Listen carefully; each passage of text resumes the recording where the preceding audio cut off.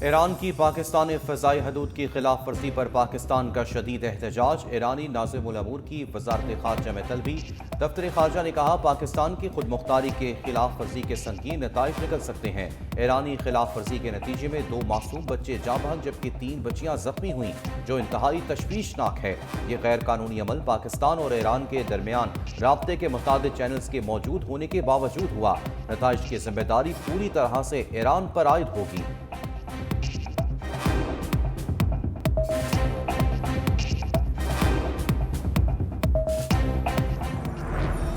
مخصوص سیاسی جماعت المناک واقعے کی مذمت کی بجائے اپنے مسموم عزائم کی خاطر ملک میں انتشار پھیلانے میں مصروف۔ ایران کی جانب سے فضائی خلاف ورزی کے بعد مخصوص سیاسی جماعت کے سوشل میڈیا اکاؤنٹ سے انڈین اکاؤنٹس کے ساتھ مل کر من گھڑت پروپیگنڈا جاری۔ وقت کا تقاضا ہے ملک کی خاطر یکجان ہو کر انتشار کی سیاست کے بجائے پاکستان کی سالمیت اور خود مختاری کو ترجیح دی جائے۔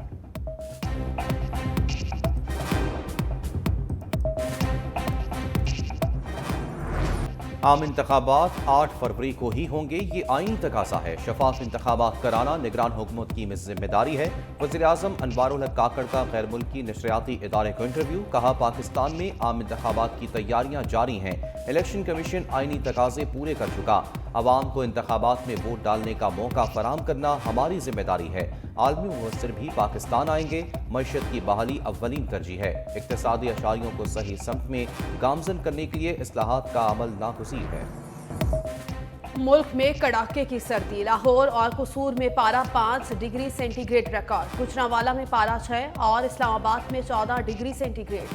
پنجاب کے میدانی علاقوں میں دھند کے ڈیرے، فلائٹ آپریشن متاثر، موٹر ویز کو کئی مقامات سے بند رکھا گیا۔ فیصل آباد میں دھند کے باعث بس اور موٹر سائیکل میں ٹکر، باپ بیٹا جاں بحق۔ لاہور کے علاقے شاہدرہ میں گھر میں سلنڈر پھٹنے سے بچوں سمیت 9 افراد جھلس گئے۔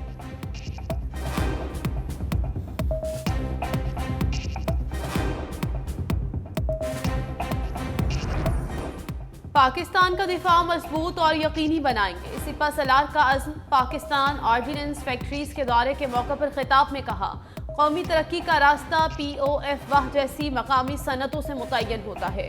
خود انحصاری اور جدید ٹیکنالوجی کے لیے کام جاری رکھیں گے، جو پاکستان کے دفاع کو یقینی بنانے اور مضبوط بنانے کے لیے ضروری ہے۔ آرمی چیف نے POF پروڈکٹس کی وسیع رینج کا مشاہدہ کیا، ملکی سلامتی اور معیشت میں POF کے کردار کو سراہا۔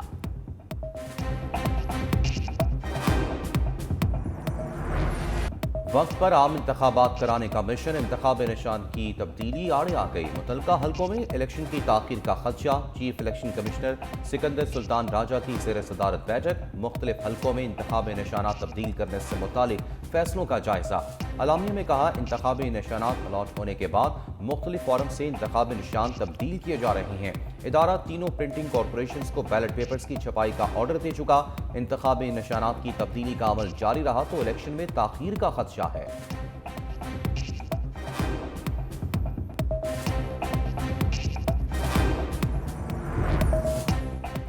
الیکشن سے پہلے الیکشن کمیشن میں اکھاڑ بچھاڑ، سیکریٹری الیکشن کمیشن عمر حمید کا استعفیٰ منظور، نوٹیفیکیشن جاری۔ عمر حمید نے خراب صحت کے باعث استعفیٰ دیا۔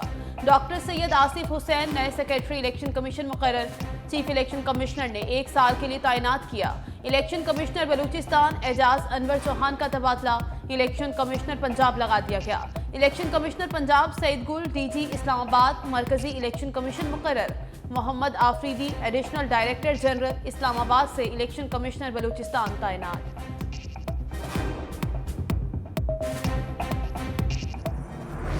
مریم نواز نے تخت لاہور سے حریفوں کو لفظی گھیرے میں لے لیا، شہر میں انتخاب مہم کا آغاز، مخالفین پر تابڑ توڑ حملے، کہا نواز شریف بناتا ہے جبکہ باقی سب اجاڑتے ہیں۔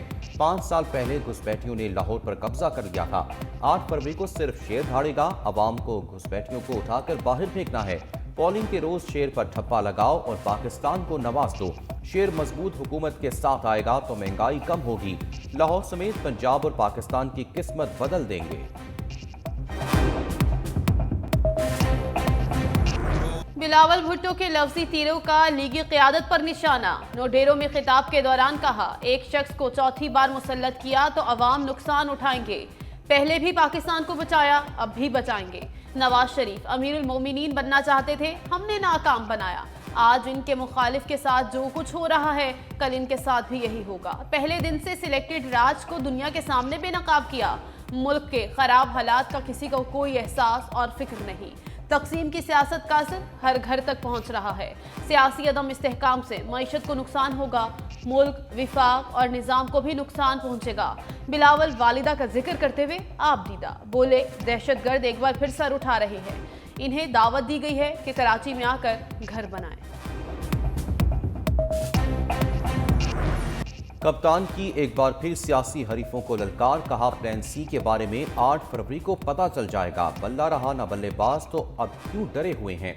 बानी पीटीआई का निज़ाम इंसाफ पर भी अदम एतमाद, बराह रास्त ट्रायल का मुतालबा। कहा चाहता हूं कौम को पता चले कि क्या हो रहा है। पहले और दूसरे दर्जे की क़यादत को उड़ा दिया गया, इंतखाब में निशान दे दिया। चीफ इलेक्शन कमिश्नर ने वो हरकतें की जो आज तक किसी ने नहीं की। मजीद बोले, कभी फौज के खिलाफ कुछ नहीं किया, कह कर थक चुके हैं कि 9 मई वाक़यात की आज़ादाना इंक्वायरी कराई जाए। मेरा या बुशरा बीबी का पावर कॉरिडोर में किसी से राब्ता नहीं।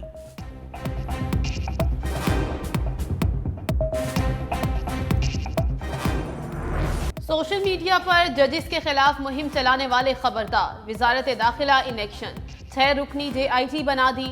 Additional DG FIA cyber crime wing convener होंगे। अरकान में IB ISI के नुमाइंदे, DIG इस्लामाबाद शामिल, PTA के नुमाइंदा भी हिस्सा होगा। मुलजिमों की शनाख्त करके कटहरे में लाया जाएगा। तहकीकाती टीम मुस्तकबिल में ऐसे वाक़यात की रोकथाम के लिए सिफारिशात देगी। FIA हेडक्वार्टर्स बतौर कमेटी सेक्रेटेरिएट इस्तेमाल हो सकेगा। कमेटी 15 रोज में वजारत दाखिला को अपनी रिपोर्ट जमा कराएगी।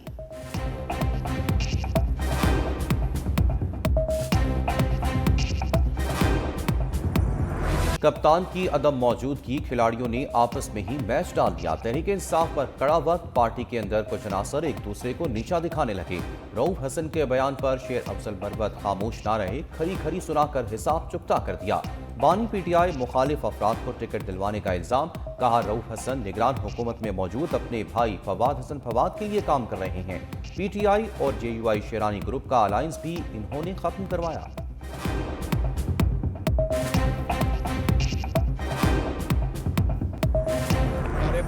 बैरिस्टर गौहर पार्टी के इत्तेहाद को रेस्क्यू करने आ गए। रहनुमाओं के आपस के इख्तलाफ पर बोल पड़े।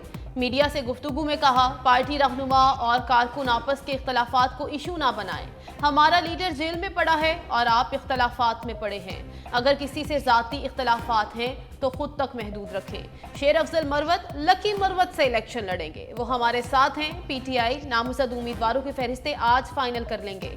शेख रशीद के शिकवे का भी जवाब दे दिया। कहा, साबिक वज़ीर दाखिला के साथ इस इलेक्शन में कोई इत्तेहाद नहीं हुआ।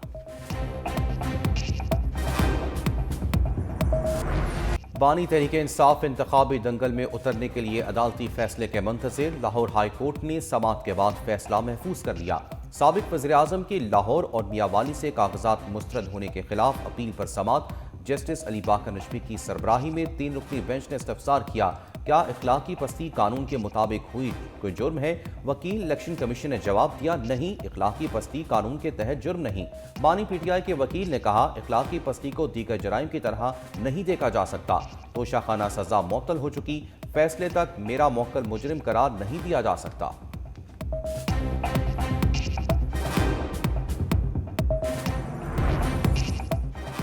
नवाज शरीफ के लिए खतरे की घंटी, यास्मीन राशिद को ग्रीन सिग्नल मिल गया। लाहौर हाई कोर्ट ने तहरीक इंसाफ के रहनुमा के कागजात ने नामजदगी की मंजूरी के खिलाफ दरखास्त खारिज कर दी।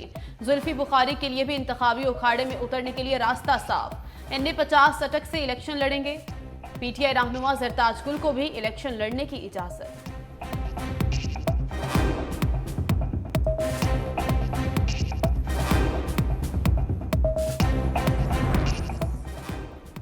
बस एक केस ने आज़ाद घूमते शेख रशीद को हथकड़ियां लगवा दी। 9 मई मुकदमात में से एक केस में जमानत खारिज होते ही पुलिस ने कमरे अदालत से धर लिया। GHQ हमला केस समेत 12 मुकदमात में शेख रशीद और शेख राशिद शफीक समेत 25 मुलजमान की जमानतें मंजूर। इंसदाद दहशतगर्दी अदालत ने न्यू टाउन थाने में दर्ज मुकदमे में शेख रशीद की जमानत की दरख्वास्त खारिज कर दी। सिक्योरिटी खदशात के पेश नज़र शेख रशीद नामालूम मुकाम पर मुंतकिल। गिरफ्तारी पर बोले, जेल जा रहा हूँ, मुझे इंसाफ की उम्मीद है। 8 फरवरी को कलमदवात की जीत होगी। पाकिस्तान स्टॉक एक्सचेंज में मुस्बत रुझान, 100 इंडेक्स में 168 पॉइंट्स का इजाफा। इंडेक्स 63,906 की सतह पर ट्रेड। इंटरबैंक में $50 सस्ता, 279 रुपये 75 पैसे पर ट्रेड।